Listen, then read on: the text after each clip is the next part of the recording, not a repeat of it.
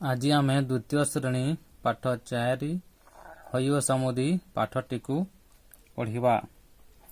द्विप्रहर बेला होइथाए। हनु वैद खटरे शोइथाए। समुदी गधियाक कथा तार मने पड़िला। समुदी घर को बहुत दिन हैला जाय नहीं।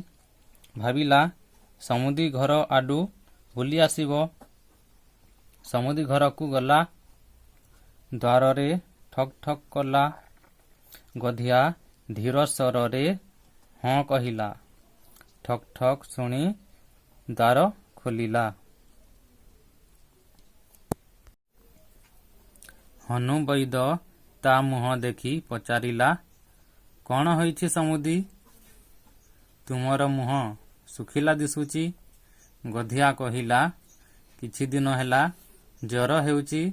ज्वर हेवार कारण विषय हनु वैद पचारिला।